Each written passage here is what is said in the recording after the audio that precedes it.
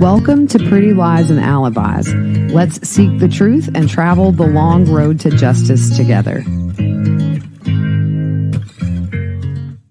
What you know, Alibis? Welcome to another episode of Pretty Lies and Alibis. I'm Gigi. Good to have you here. It's Monday, starting a new week. Hope you had a good weekend. Mine was amazing. If you're watching on YouTube, you know what to do. Hit that like button. Subscribe if you haven't already. Share the video with your friends. If you want notifications, hit that little bell. It'll tell you every time I post new content. Music fact of the day, the song Good Vibrations by the Beach Boys. Brian Wilson got the inspiration to write the song from his mother, who used to tell him that dogs could pick up vibrations about people's demeanor. He said, she told me about dogs that would bark at people and then not bark at others. That a dog could pick up vibrations from these people that you can't see, but you can feel. What a great song. Big thank you to Janice. You know why I'm thanking you. Appreciate you very much. There's been a filing in Donna's case. There is a state's answer to demand for discovery. They provided the following exhibits to Donna's attorney on January 29th. The warrant, Donna's passport, property and evidence receipt, receipt for property, a text photo, notes, a manifest, and 6 FBI reports. Interesting. Rolling right along. Her next case management hearing, by the way, 1 week from today on February the 12th. So we will definitely update after that. She will be appearing via Zoom, if I remember correctly. So I found the FBI field interview of Sigfredo, and even though we went past that point on the last episode, I wanted to read what was talked about between Sigfredo and the agents. They say they have some information about something that happened a couple of years ago and tell Sigfredo that his name popped up in it. They tell him this happened in North Florida and ask if he's ever been to Tallahassee. And Sigfredo says, no, never. The agent asks if he knows a Luis Rivera. Sigfredo says, I know several. They ask if there's one that he hangs out with. And Sigfredo asks if they can be a little more specific about why he might know this guy. The agent said he's a short guy. Then they kind of changed subjects and says, you have a nice job. And when we found out you had kids, we wanted to do it here and not in front of your kids. They tell him they know his home and his work. And Sigfredo's just kind of saying, yeah. Sigfredo asked, why should I know or should I not know about Rivera? That's what I need. The agent says there's been some information about some things that happened up north, and your name was thrown out there. Some information just came to light recently that you and Mr. Rivera may have had something to do with up north. Then they ask him, do you know Dan Markel? Sigfredo said, who is Dan Markel? And then he says, no, he doesn't know him. They ask again if he's ever been to North Florida, and he says none whatsoever. They ask if he lives with somebody. Sigfredo says, with my wife. And they ask if he's married. What's her name? Sigfredo says, why? I'm not going to really... The agent interrupts and says, be a man. The agent says, your name came up in an investigation, and obviously that's why we're trying to get your side of the story to find out if there's any validity to it. Your wife works somewhere, makes money herself. What kind of car does she drive? And Sigfredo doesn't say anything. The agent says, I'm trying to get you to talk to me about some stuff, and I can't tell you what our investigation is totally about right now. Sigfredo says, this is kind of one-sided, and the agent interrupts and says, I know. He says, you look like you're doing well for yourself right now. Sigfredo says, with the FBI, it's like, wow, this is not something I'm accustomed to, so obviously I'm on defense, and I don't think I should say anything more than that. If I can help, I'd be more than happy to help you, but I don't want people coming over here to my job. When I got this job, I'm not the greatest person to have a job in financing. The agent says to go back in and tell her that you're a witness in a case, and Sigfredo says no. They're going to think they are going to court. Are they getting audited? Is it something I'm doing against my company now? He said, basically what you did is crap all over the little bit of character. The agent interrupts and says, that's why we just tried to whisper to you for discreetness. We didn't want to do this in front of your kids. Sigfredo says a phone call. The agent says, we didn't know your number. They asked for Sigfredo's phone number, and he says, I feel like I should be a little defensive right now. You show up to my job. I'm upset, actually, that had to happen. The agent says, we got a job to do. Sigfredo says, I respect that. But Sigfredo says, this doesn't feel right now. He said, I mean, you guys seem very welcoming and nice and everything. The agent tells Sigfredo this is all voluntarily. You're not under arrest. We're just here talking to you. We got information and we're trying to find out if that information. Sigfredo interrupts and says, I go to Orlando to go to Disney. I've gone to LA and the Dominican Republic. The agent says, Mr. Rivera is a short Hispanic, got some tattoos, and this one's in prison right now. Sigfredo says, you know, my name is very different. The agent says, there's not a whole lot of people with your name out there. That's how we were able to find you so easily because someone gave up your name. Then he asks, do you have a nickname? Is your nickname Tuto? He says, yeah. The agent says, do you know, is Rivera Tato? Sigfredo says, I know a Tato. My uncle's nickname is Tato also. The agent says, okay, but do you know a Luis Rivera? Sigfredo said, I know several. The agent says, do you know a Luis who is also a Tato?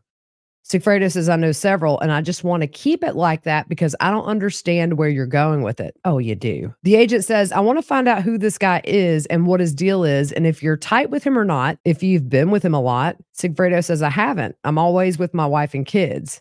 He said, I'm daddy of the year, actually. I babysit. So he asked how old the kids are. Sigfredo says 9 and 4, a boy and a girl. The agent talks about how Sigfredo's out of the diaper stages. Sigfredo says, obviously, there are some issues you want to speak with me about, and I feel like I shouldn't speak any more than I have to because I don't want to be collateral damage to something I had nothing to do with. The agent says, well, if you had nothing to do with it, that's what you need to clear your name. Sigfredo says, still, for me to clear my name on something I don't know anything about. The agent says, we have a bunch of stuff at the office that I can sit down and go over some things, some documents and stuff like that, and find out if you know anything about all this stuff. Sigfredo said he would want to go with his attorney, obviously, and he said, I don't know, that sounds wrong. You have a bunch of people who came and said my name. The agent says, well, you might be able to point us, say, yeah, I know this person. They were doing this. Sigfredo says, I'm not really that guy. The agent says it would really help, and Sigfredo says, I'll have my attorney call you guys. They ask who his attorney is, and he says, I don't know yet. The agent says, if you didn't do anything wrong, well, he said, I hate to leave this hanging like this. And Sigfredo says, I hate it too. You're telling me? I got my job. When I walk back in there, there's going to be a lot of questions. It's ridiculous. The agent says, well, we didn't want to talk in front of them. And Sigfredo says, I was eating breakfast and my supervisor comes up because nobody's allowed in the financial office, people's personal information, and we're PCI compliant. What that means is when you're dealing with people's financial information is you have to have a secure environment. So Sigfredo says, so when you guys came, she said, this is not allowed. The agent said, that's our mistake. We didn't want to call your manager and say, we're the FBI. We need to talk to Sigfredo. We were trying to get around her. Sigfredo says, there's no getting around her. They kind of have a little laugh, and the agent says, that's why we wanted you to step outside so I could show you my credentials and I could show her. Sigfredo says, for all we know, it could be disgruntled. And the agent interrupts and says, we weren't trying to put you out there with your manager. Sigfredo says, I saw your guns. And I'm like, I'm not going outside with this guy. Is it somebody we lent money to and he defaulted and isn't happy with the terms? He might shoot me in the hallway. The agent must point to FBI on his shirt. And Sigfredo says, yeah, very plain, big gun too. I'm not going without my attorney unless you're telling me I'm under arrest and you're taking me to jail. I want to help you guys. I really do. Anything I can do to help, I would be more than happy to, but I'm not going to put myself in a position where I might not be helping myself. The agent says, I'm trying to figure out if there's anything we can do to resolve this standing in the hallway. You haven't been to Tallahassee? Have you taken any trips with Mr. Rivera? Sigfredo says, no. The agent says, you've never taken any trips with Mr. Rivera, Tato? Sigfredo says no. He's asked, do you know his phone number? Your old phone number might clear things up. What phones were you using and what phones were other people using during this time period? It would help us if you told us old phone numbers. Sigfredo says, do you really remember all of your friends' phone numbers by memory? The agent says, not anymore. It's a lost art. Sigfredo said he's actually changed his phone number a couple of times. He said he and his wife were separated. During that time, he was with other girls, and he couldn't come back home with that same number. The agent asked how long they were separated. Sigfredo says 2 years, but back together now. He said, I got kids, The agent says, that's awesome. The kids need both parents. So you've been back together for 2 years. And Sigfredo says, a little more. The agent says, well, we don't want to keep you from your job. Sigfredo says he doesn't even want to go back to his job. He doesn't know what he's going to say when he goes back there. He says the FBI comes to ask me about some Latino guy that's short with tattoos, and they want to know if I've taken trips with him. That's like odd questions. It's scary to me because I don't know what you guys want, what people are trying to tie me to. The FBI just doesn't come around asking people questions. He says he watches enough. I can't hear the name of the show. The agent says, if we thought you did something, it wouldn't be me coming to your work just to talk to you. We're just trying to get you to help us. Sigfredo says, yeah, at my expense. The agent said, I'm just trying to think of ways to clear this up. We had someone call in, gave your information about something that happened up north. He said, I'll go ahead and tell you about it. There was a homicide in North Florida. Did you ever hear of Dan Markel? Sigfredo says, a homicide? He got killed? No. The agent asked if he ever heard anything about it on the news. At this point, the audio cuts off, but from everything that I've read, he refused to answer any more questions at this point.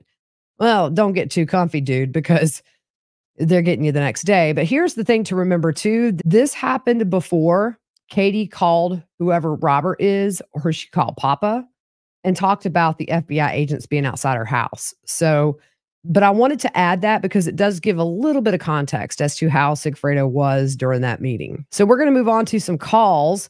The day of Sigfredo's arrest, but before he was arrested. This is between Donna and Charlie. Donna asked Charlie if he can hear. They both say neither were hearing the other. Charlie says he hung up. Charlie tells Donna she's muted on her end, and Donna says, I'm not muted, honey. Charlie is still at this point planning his trip to Europe. He said he would rather have a window seat because every time someone gets up to use the bathroom, they wake you up. He asked for a window seat in John's row.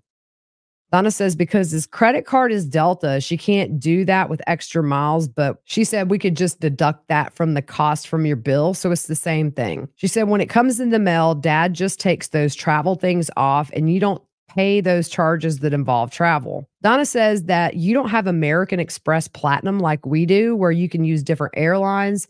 This is Delta only, and you're not traveling on Delta. You won't end up paying for the ticket, though.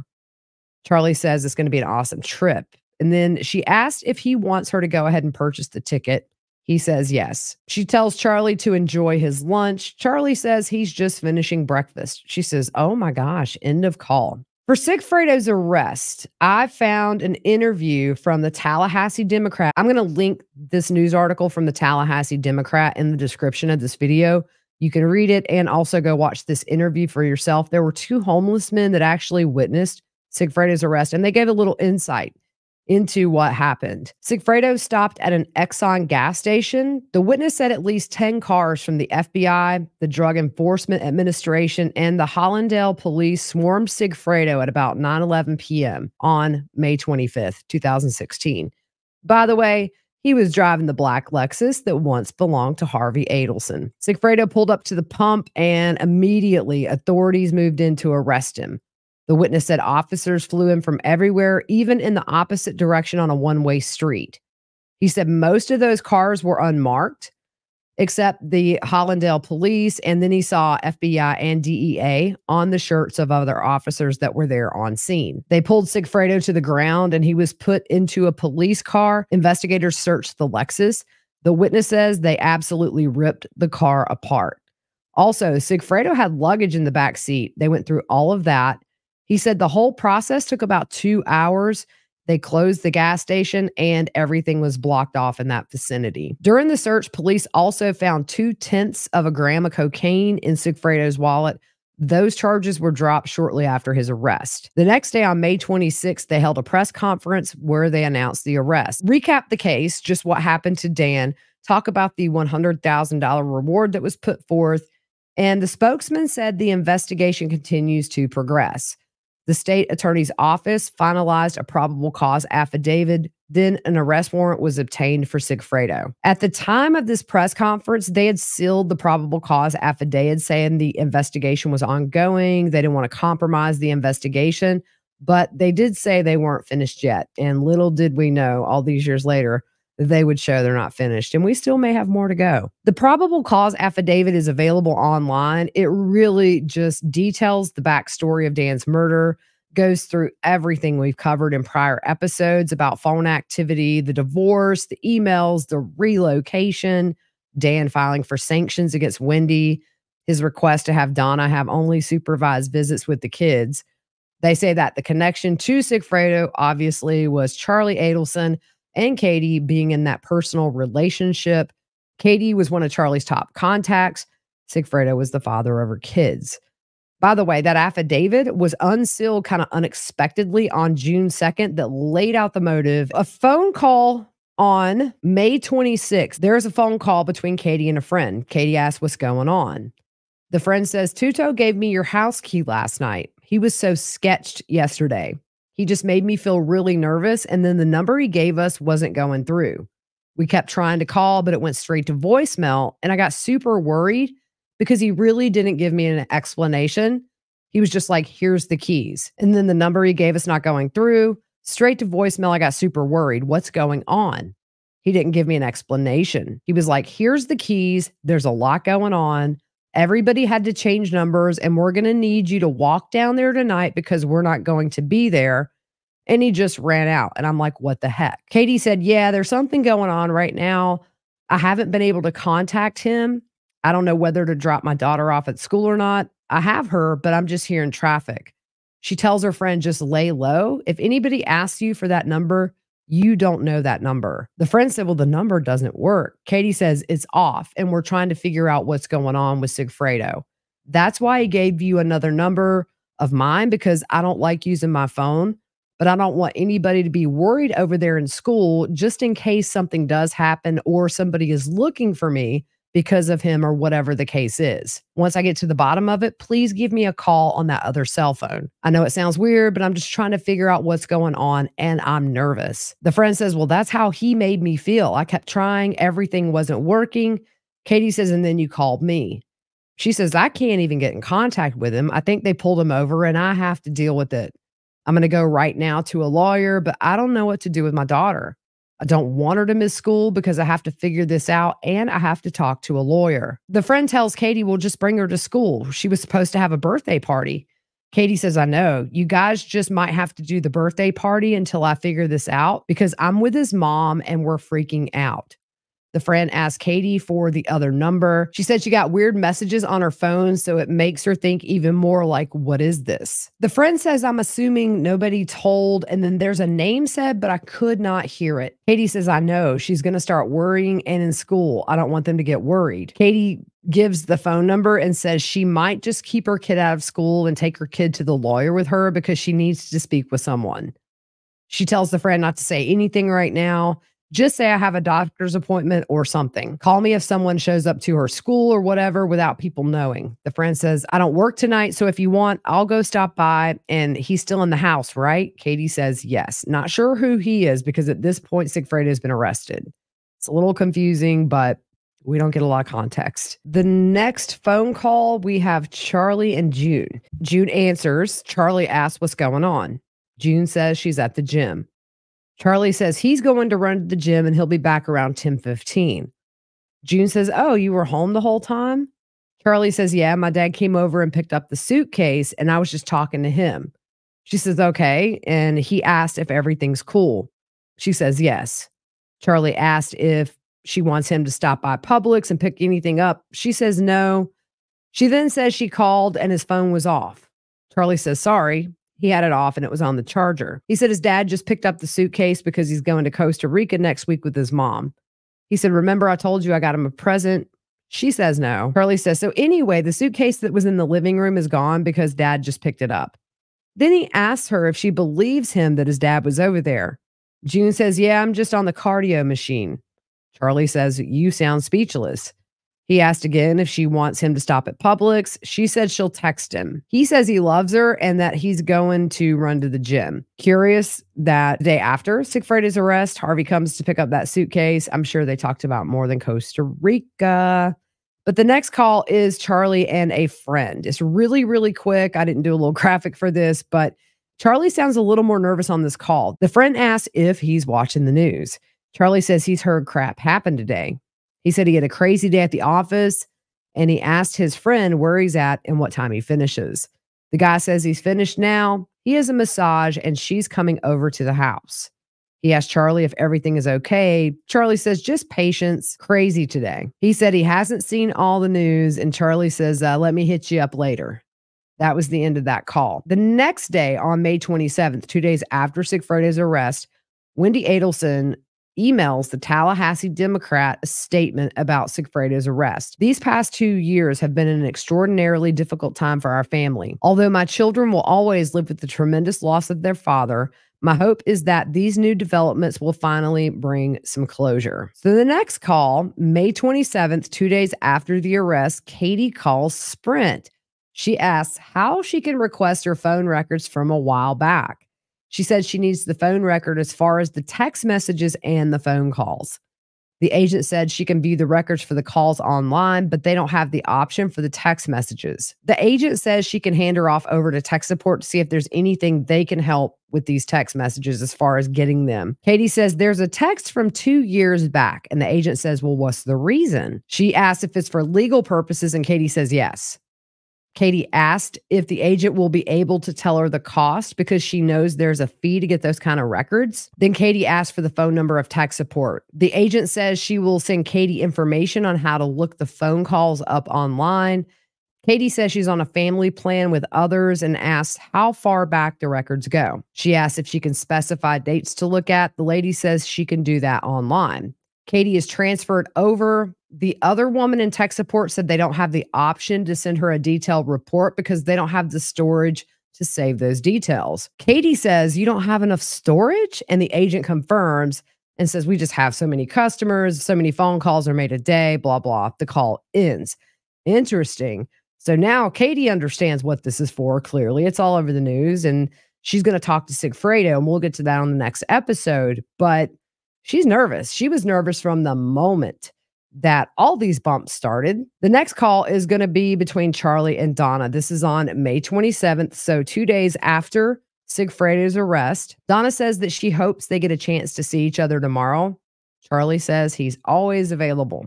Donna says they're taking a friend to a cruise ship, but she doesn't know the exact time, but she thinks by 12 or 1 at the latest, and then they could come straight up after dropping the friend off. Charlie says, yeah, if you want to do that, get off the beach. I'm sure it's going to be a crazy weekend. And Donna says, oh, I know. She said they had dinner reservations with someone, but the friend forgot it's Urban Weekend, so they're going to cancel. By the way, Urban Beach Week is a hip-hop festival held in Miami's South Beach over Memorial Day weekend. Donna says the elevator was packed with families and their kids with suitcases, and she said everyone is going somewhere. Charlie says, yep, all the white people go to the Keys or Naples. And Donna says, that's right. That's where they were going, the Keys. Charlie tells Donna they set up DUI checkpoints during Urban Weekend and make it unwelcoming for everybody attending, and if they step off the sidewalk, they get arrested, but people still come. Donna mentions there was a murder last night, and Charlie says there are shootings every year down there. Donna says either people stay away or stay put. She said, we may go down to the Icon pool, whatever, and that's what we'll do. She tells Charlie that Wendy's friend Jen is coming in tomorrow and will be there for 3 days. She says, we'll stay put except for after we bring them there, we'll come up and visit. Charlie asks how many times Wendy's friend comes. Donna says she was supposed to come 2 to 3 months ago. Charlie interrupts and says, yeah, no, I mean, how many times has she come down? Donna says she's a single girl. She's a teacher at NYU. So if she gets a 3-day weekend, why not? Charlie says, so she buys a plane ticket and that's it? Donna says, yeah. Charlie says, hopefully she doesn't keep giving Wendi that advice. And Donna says, yeah, I know it was a problem last time. Charlie says, so she comes down and creates problems. And Donna says, yes. She says she saw Wendi yesterday when she came to school and Dave came over to her and was holding her. Donna says he's there for her. Charlie says, I think if anything, she's realizing what it's like to have someone who's there for you versus, what Jen's advice is. He says, Wendy's not 25. She's 37 with 2 kids. Charlie says, if you set me up with a Victoria's Secret model who's 37 with 2 kids, you already know what I'd tell you. Donna says, I know. I've heard that story before. Charlie says, thanks, but no thanks. Can you see me moving 2 kids into my house that aren't mine? Well, Donna changes the subject and says, well, how are you doing otherwise? Everything okay? Charlie says, good, just working away. He said it wasn't as busy and stressful as yesterday with patients. He said, I had no patience for patients anymore. He says he's getting too old for this. Donna says, I know, trust me. That's why I thought a nice, relaxing lunch with your parents would be nice. Charlie says, yeah, I'll do that. Just let me know when you're dropping her off and when you're coming up, because I'll probably have June here. And I'm going to tell her that we've got to go through all the stuff for the apartment, like receipts. Donna says, exactly. I want to make sure I'm doing everything right. It's not something Danny can do. It's more bookkeeping. So it's really stuff for us to take care of together. My thought about this is I wonder if they're going to get their heads together and start talking about having Katie on payroll at the Adelson Institute. Just a thought I had. Charlie asked when her friend is flying in. Donna says they already have. They're visiting one of their high school friends in Port St. Lucie and then another in Delray. And they just drove down. So dad's going to pick them up downtown. Donna said it's funny. He's going downtown to get them. Wendy's coming from downtown to get the boys. Charlie asked if Wendi got off early, and Donna says that Wendi told her the judge is letting them get off at 3. She said she would call as soon as she's in the car, but I haven't heard from her. So maybe she and the judge are talking. He had some stuff to tell her yesterday because evidently he knows the judge from Tallahassee, so he was giving her some information from that. He's been very nice to her, and that's that. We will see. I'll give you a shout tomorrow. They talk about coordinating times the next day. Donna tells Charlie he needs a little rest. The last call of the day, May 28th. This is Charlie and Donna. Donna, you hear some urgency in Donna's voice here, y'all. Donna says, Charlie, Michael Weinstein called and said it was urgent that you call him immediately. He's been trying to call you and he must get you on the phone right away. Call him back right away, okay? Charlie's trying to sound cool. He says, I'll give him a call. Donna says, let me know. You know, it's crazy to think is from this point, it takes over 6 years for Charlie to be arrested. And I saw an interview that Georgia Kappelman, one of the prosecutors, did. And she said she just wasn't really willing to arrest him without being able to prove that in court. And man, I mean, what an amazing decision. You had that connection. It's circumstantial, but still, it might have been enough for a conviction. Who knows? But I think that's kind of what has made this case fall out judicially the way it has, which is waiting and being patient and not always going in when you can, but waiting until it's right, which maybe is why we haven't seen any more arrests since Donna. Do you guys think Donna would have been arrested if she hadn't been trying to flee? If Donna hadn't made clear on the hot mic call that she was going to Vietnam, would they have arrested her then? Or would they have let them talk more in jail? Because they were very free on that phone. We'll see. Still working on getting new calls. I'll keep you updated on that. That's it for today. Hope you guys have a good rest of your evening. We'll see you soon.